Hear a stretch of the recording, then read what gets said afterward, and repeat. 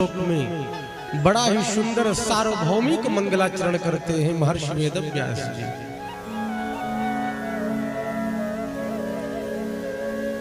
कि जन्माद्यस्य यतोऽन्वयादितरतस्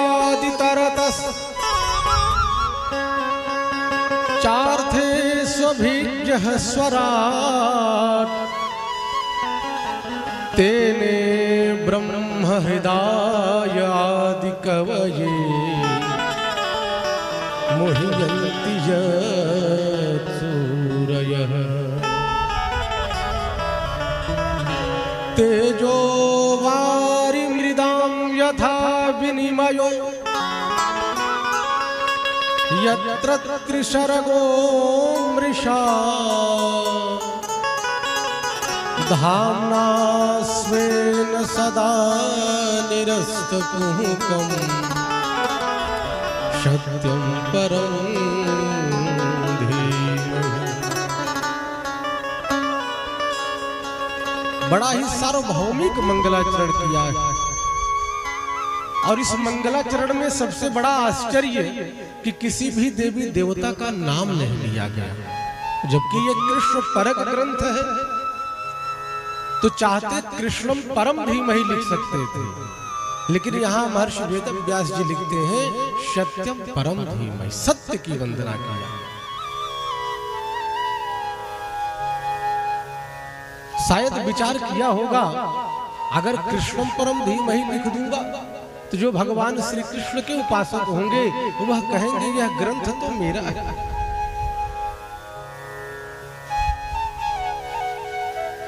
और सत्य लिख करके यह बताना चाहते हैं कि धर्म न दूषर सत्य समाना, कि सत्य से बढ़कर के कोई धर्म नहीं है। आगम निगम पुराण बखाना, सत्यम सच्चिदानंदम परम परमात्मम धीमहि ध्यायेम। एक होता है लौकिक व्याकरण और एक होता है वैदिक व्याकरण। लौकिक व्याकरण में धीमहि शब्द बनेगा ही नहीं, ध्यायेम शब्द बनेगा। लेकिन यहां पर वैदिक व्याकरण का महर्षि वेदव्यास जी व्याख्या करते हैं कि सत्यम परम धीमहि। कहा कि जैसे हम लोग मोक्षदायिनी चतुष्पदी गायत्री का जप करते हैं तो उसके तृतीय चरण में आता है ओम भूर्भुवस्वः और बाद में आता है धीमहि। तो यहाँ धीमहि शब्द लिख करके यह बताना चाहते हैं कि भागवत कोई साधारण ग्रंथ नहीं।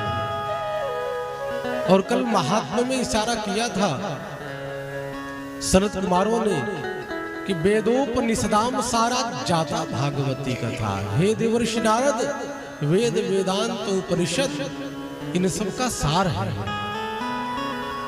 और देखो कादयो मावसाना स्पर्शाह कैसे लेकर के मां तक स्पर्श संज्ञा मानी जाती है। और इसमें जय शब्द बड़ा अच्छा नहीं माना जाता, इसको दग्ध अक्षर मानते हैं। लेकिन भागवत जी का प्रारंभ ही महर्षि वेदव्यास जी जकार से करते हैं, जन्माद्यस्य यतः। और यह ब्रह्म सूत्र का दूसरा सूत्र है। पहला सूत्र है अथातो ब्रह्म जिज्ञासा, ये ब्रह्म सूत्र का प्रथम सूत्र है। और द्वितीय सूत्र है जन्माद्यस्य यतः। तो शायद महर्षि वेदव्यास जी ने इस ब्रह्म सूत्र के दूसरे सूत्र से मंगलाचरण करते हुए यह बताना चाहते हैं कि यह भागवत कोई साधारण ग्रंथ नहीं है।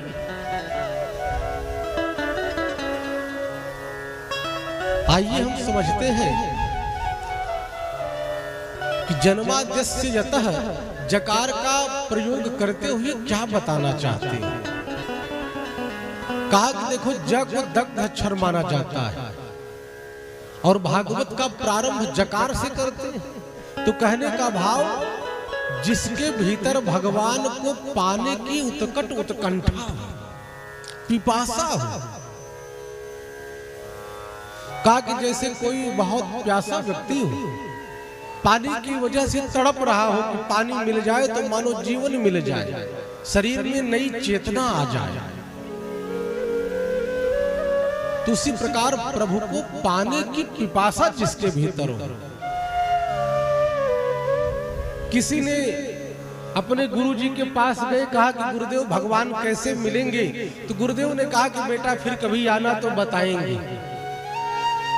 और फिर कुछ समयोपरांत वह शिष्य गया और कहा कि गुरुदेव भगवान कैसे मिलेंगे? तो गुरुदेव उस शिष्य को लेकर के गंगा जी के तट पर गए, वस्त्र को उतारा और कहा कि बेटा ये गंगा तो मोक्षदायिनी है, गंगे तव दर्शनात् मुक्ति, गंगा जी के दर्शन मात्र से मुक्ति प्रदान करने वाली है। और गंगा जी की इतनी महिमा है, गंगा गंगेत यो ब्रूयात जो जनानाम शतैरप, यदि हम अपने घर भी स्नान कर रहे हैं और हर हर गंगा कर दिए तो गंगा जी में स्नान करने का फल घर पर ही मिल जाता है। ये गंगा जी का चमत्कार है।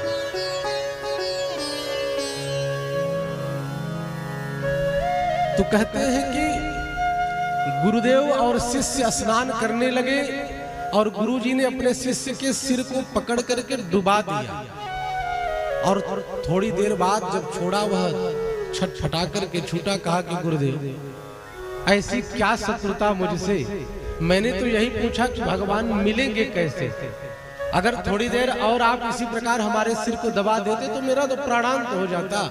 तो गुरुदेव ने कहा कि बेटा यही तुझे बताना चाहता हूं, अगर इसी प्रकार की तड़प तेरे भीतर होगी तब प्रभु मिलेंगे। जैसे पत्थरों के घर्षण से अग्नि प्रज्वलित हो जाती है, उसी प्रकार जब तेरे भीतर प्रभु को पाने की उत्कट उत्कंठा होगी तो भगवान हमसे दूर नहीं, हमारे भीतर ही बैठे हुए हैं। केवल उस पर एक अविद्या का, माया का पर्दा पड़ा हुआ है। और कहा कि जकार का प्रयोग करते हुए महर्षि वेदव्यास जी यह बताना चाहते हैं, गोपियों से जब प्रभु अंतर ध्यान हो गए महाराज की लीला में और गोपियां रोती बिलखती यमुना जी के तट पर जब गई, एक गीत गाया जिसको भागवत जी में गोपी गीत कहा जाता है। तो गोपियों ने रुदन होकर के, गोपी गीत का भी प्रथम अक्षर जकार से प्रारंभ होता है, जयति तेधिकम जन्मना ब्रज। तो कहने का भाव महर्षि वेदव्यास जी यह बताना चाहते हैं कि जिसके भीतर जलन होगी, तड़प होगी प्रभु को पाने की, तो प्रभु उसी को मिलेंगे जैसे गोपियों को मिलेंगे। और इस प्रकार से कहते हैं कि जन्माद्यस्य यतः जन्मादि विकार रहितस्यापि यतः, भगवान कैसे हैं? बोले जो जन्म आदि विकार से परे, भगवान जन्म लेते हुए भी अजन्मा कहे जाते हैं और अजन्मा होते हुए भी उनका जन्म होता है, प्राकट्य होता है। संतों ने गाया, बाबा गोस्वामी तुलसीदास जी ने गाया कि भगवान भय प्रगट कृपाला, भगवान का प्रादुर्भाव होता है और उनका अवतार इस धराधाम पर होता है।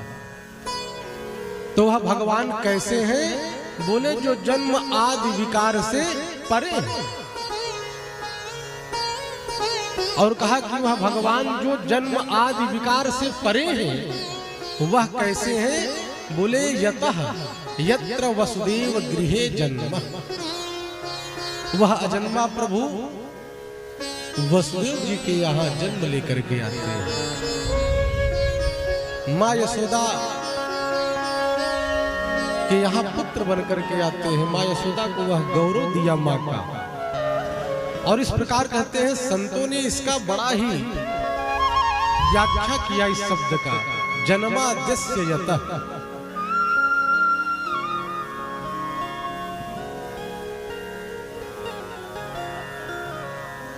और इसके बाद कहते हैं जन्म आदि अस्य दृश्यमान जगतः यतः। वह भगवान कैसे हैं? बोले यह सृष्टि जिससे जन्म लेती है, जो सृष्टि का नियामक है, सृष्टि का पालन करता है और अंत में अपने भीतर समाहित कर लेता है। अस्य दृश्यमान जगतः,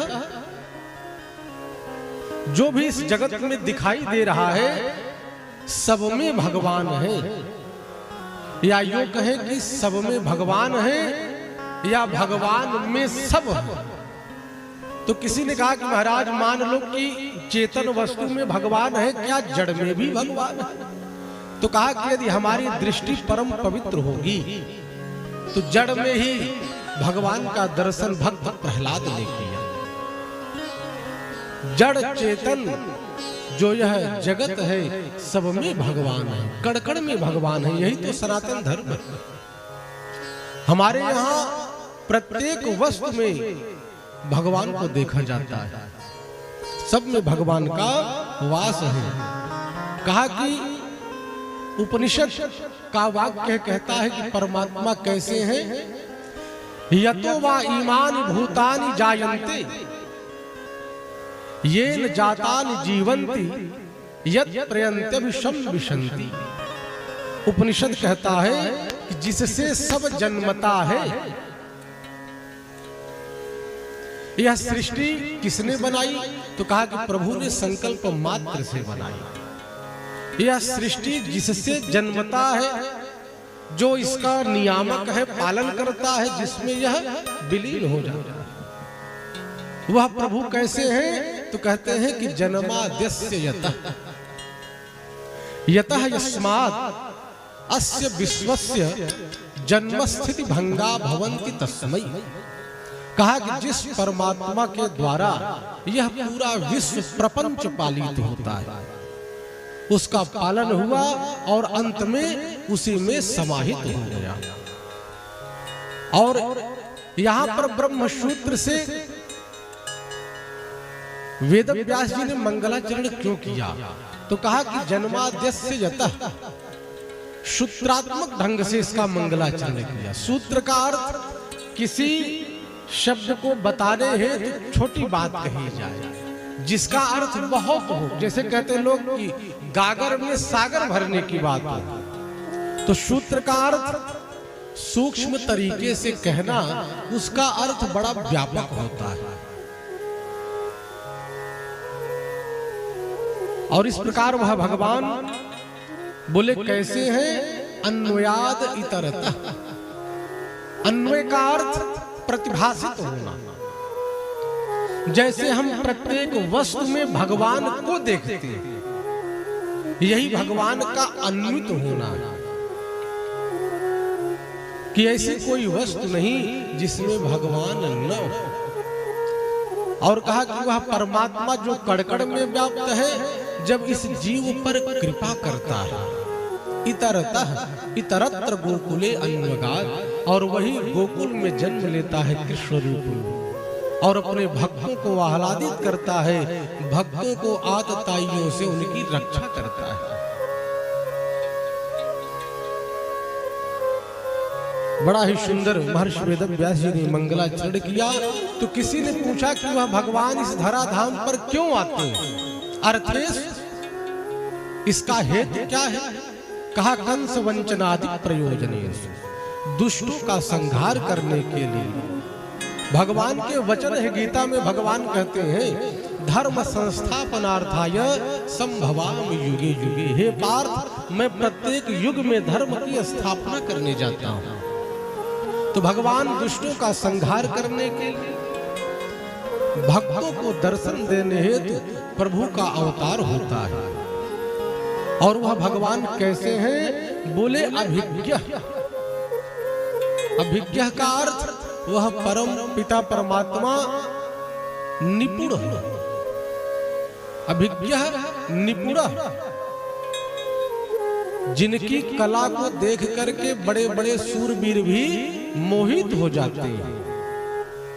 और कहा कि वह प्रभु कैसे हैं? कहा कि स्वराट। स्वराट का अर्थ जो अपने स्वरूप में स्थित रहे उसको कहते हैं स्वराट। जैसे हम लोग अपनी इन आंखों से कुछ देखते हैं तो किनकी कृपा से? कहा कि सूर्य नारायण भगवान की कृपा से। अगर इन आंखों में अपनी ज्योति है, अपना प्रकाश है, तो हम रात्रि में क्यों नहीं देख पाते? इसका अर्थ हमारा स्व प्रकाश नहीं है, पर प्रकाश है। हम रात्रि में किसी दीपक इत्यादि के माध्यम से रात्रि में देख पाते हैं, वस्तुओं को ढूंढ पाते हैं और कहते हैं कि वह परमपिता परमात्मा कैसा है? तो कहते हैं स्वराट, स्वेशेष गोपेश राजते शोभते इति स्वराट। वह भगवान जो अपने स्वरूप में अवस्थित है। भगवान का जो परम धाम वैकुंठ है, वहां पर सूर्य और चंद्रमा का प्रकाश नहीं है, वहां पर तो परमात्मा का अपना प्रकाश है, स्व प्रकाश। जैसे किसी ने पूछा कि अपना प्रकाश कैसे? कहा कि जैसे जब दीपक जलता है, दीपक से कोई पूछे कि भाई ये किसका प्रकाश, तो दीपक का ही प्रकाश दीपक को दिखाता है। तो कहने का भाव भगवान का अपना प्रकाश है, उनके तेज से वह धाम दिव्य तेजोमय दिखाई देता है। और वही परमपिता परमात्मा जब यहाँ पर आते हैं तो गोप ग्वाल बालों के सहित सुशोभित होते हैं। वही भगवान मथुरा में माता देवकी, बाबा वसुदेव, उग्रसेन इत्यादि के सहित सुशोभित होते हैं। और वही परमात्मा द्वारिका में रुक्मणी, सत्यभामा इत्यादि के द्वारा उनकी दिव्य छटा अलौकिक शोभा होती है। और इसके बाद कहते हैं कि वह प्रभु कैसे हैं? कहा कि तेने ब्रह्म हृदय आदि कवये। कहा कि जिस परम पिता परमात्मा की कृपा से ब्रह्मा को भी वेदों का ज्ञान मिला। तेने ब्रह्म हृदय आदि कवये। आदि कवये नाम ब्रह्मा जी का, और उनके हृदय में संकल्प मात्र से चारों वेदों का ज्ञान परमात्मा ने प्रकट कर दिया। और कहा कि भगवान कैसे हैं? तो वेदव्यास जी लिखते हैं मुह्यन्त यत सूरयः। बड़े बड़े सूरवीर भी भगवान की लीला से व्यामोहित हो जाते हैं। यहाँ तक ब्रह्मा जी जो चतुर्वेद का ज्ञान रखते हैं, सृष्टि के निर्माता है, वह ब्रह्मा जी भी भगवान की गौचारण लीला से प्रभावित होकर के भगवान की परीक्षा ली। कथा आप सभी जानते हैं। और कहा कि देवराज इंद्र, उनके मन में भी अभिमान हो गया। यहाँ तक बलदाऊ भैया भगवान के साथ सदैव रहते हैं, लेकिन उनको भी कभी कभी भगवान की लीला को देख करके मोहित हो जाते हैं, व्यामोहित हो जाते हैं। यो ब्रह्मांडम विदधाति पूर्वम यो वै वेदांश प्रहिणोति तस्मै तम हदेवमात्म बुद्धि प्रकाशम मुमुक्षुर वै शरणमहं प्रपद्ये। श्वेता शतरोपनिषद में लिखा है कि भगवान कैसे हैं। कहा कि वह भगवान हिरण्यगर्भ है, और वह भगवान ऐसे हैं जो विधाता को सृष्टि करने का ज्ञान प्रदान करते हैं, शक्ति प्रदान करते हैं, जिनके द्वारा यह धराधाम सुशोभित होती है, इसका पालन होता है, इसका निर्माण होता है, अंत में इसका संहार होता है। सबके हेतु परम पिता परमात्मा ही है। तो कहते हैं कि जो सृष्टि के आरंभ में ब्रह्मा को भी उत्पन्न करता है। भाई ब्रह्मा को किसने बनाया? तो कहा कि भगवान ने ही ब्रह्मा को बनाया। यो ब्रह्मांडम विदधाति पूर्वम यो वै। सृष्टि के प्रारंभ में भगवान नारायण ने उनके नाभि सरोवर से कमल निकला, जिससे ब्रह्मा जी की उत्पत्ति हुई। और वेदों का दान करते हैं परमात्मा, आत्मबुद्धि को प्रकाशित करने वाले उस देव की मैं शरण ग्रहण करता हूं। श्वेता सत्रोपनिषद में कहते हैं ऐसे परमपिता परमात्मा की हम शरण ग्रहण करते हैं। कहा कि यह वेद क्या है, तो कहते हैं यस्य निश्वसितो वेदा। वेद क्या है? भगवान की श्वास भूत नित्य। और इस प्रकार से कहा कि मुह्यन्ति यत सूर्यः बल देवादयोपि मुह्यन्ति। और कहा कि भगवान के 3 परम धाम हैं, त्रिसर्गो मृषा। भगवान के 3 धाम नित्य, श्री वृंदावन धाम, यहां पर भगवान ने 11 वर्ष लीला की। और मथुरा जहां पर उद्धव अक्रूर इत्यादि के द्वारा प्रभु सुशोभित हुए, वहां पर 14 वर्ष तक रहे। और इसके बाद की जो लीला हुई वह द्वारिकापुरी में हुई।